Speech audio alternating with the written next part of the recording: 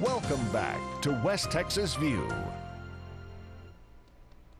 We hope after hearing this really powerful story from both the recipient and the donor's perspective that you have really given some thought about becoming a registered donor.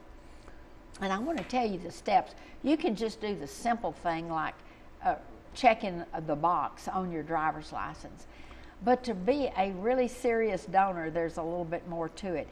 You can go directly to your state's organ donor website, and there's a way to register. And for us, it's organdonation.texas.gov. And then after that, it will be put on your driver's license. And the next step, and this is really important, and I want them to talk about the ways that you begin to share with everybody. You tell your family that you're an organ donor, you tell your minister, you tell your friends, and especially you tell your physician. And then include it in your wills, in your advanced directives and your living wills, because the more people that know and understand, not only will they make sure that your wishes are carried out, but also you encourage other people to become organ donors. Because a lot of people say, oh, I've never thought about that, or I do it, but I don't know the process. And so now you know the process and you can do it.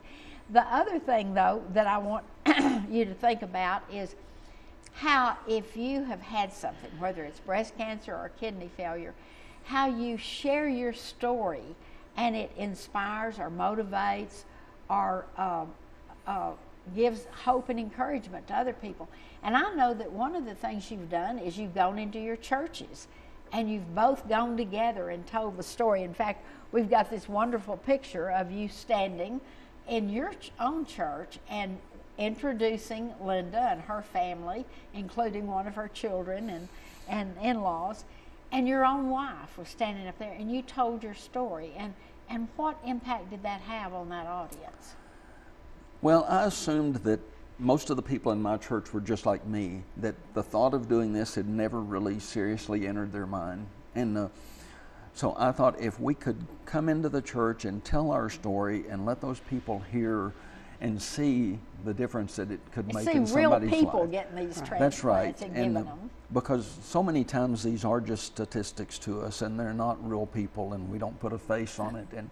And so that's what we were trying to do with our church, is just to put a face on this story and let them see me after the donation and realize that it hadn't done anything horrible to me, and to see Linda and to see the smile on her face. And, you know, that's, to me, that's the story we need to be telling and that people need to hear. Jim, her husband, and I are both regular blood donors. And one of the things they do when you donate blood is they give you a shirt that says something about donating blood. They have all kinds of slogans, and you know, maybe we ought to start a T-shirt campaign about being an organ donor. That's a great idea. You know, and doing something just to get the word out, because I think the people who are watching this show, the vast majority of them probably were just like me. It had never entered their mind. You have a loving and giving heart, but you just never think about how can I be a miracle in someone else's life. That's right. Yeah. And you can make a huge difference, like I say, without it having really any impact on you other than the positive things that come out of it. And it was just the whole process, the fact that her insurance covered all of the expenses.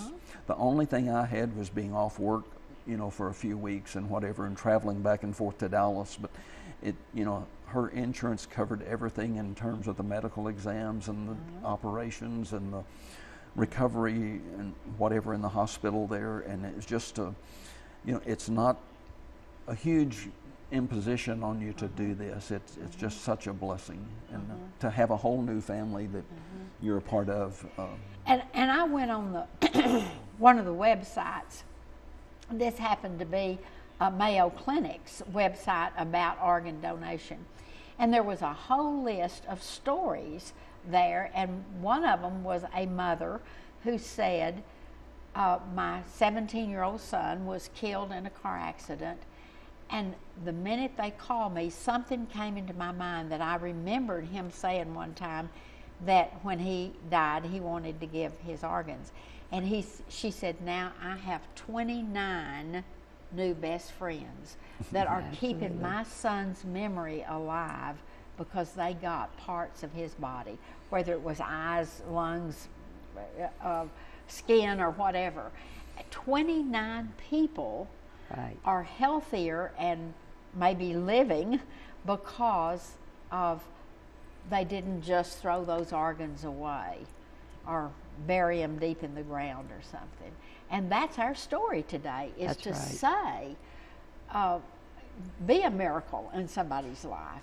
Right. And the blessing is as great for the donor as it is for the recipient.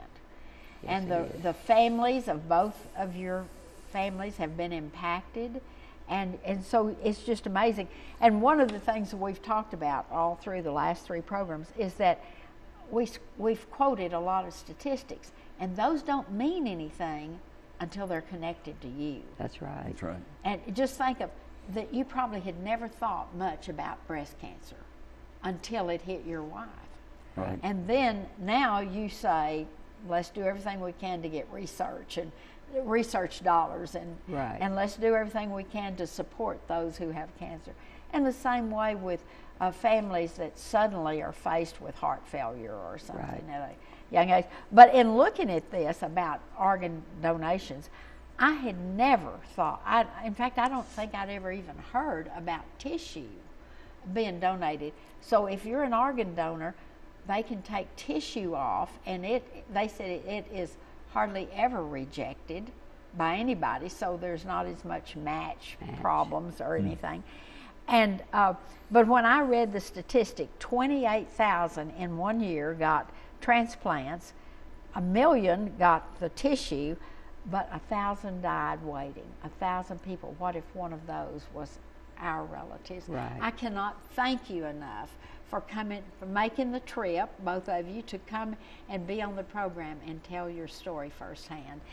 We've got to close the program today. I hope you've enjoyed the last 3 days of programming about organ donor and the transplant process, and I hope that you will consider being an organ donor. Thank you for watching, and we'll see you next Sunday with another program. Thanks for joining us for News West 9's West Texas View with Johnny Lou Avery. This has been a public affairs presentation of KWAB-TV and KWES-TV.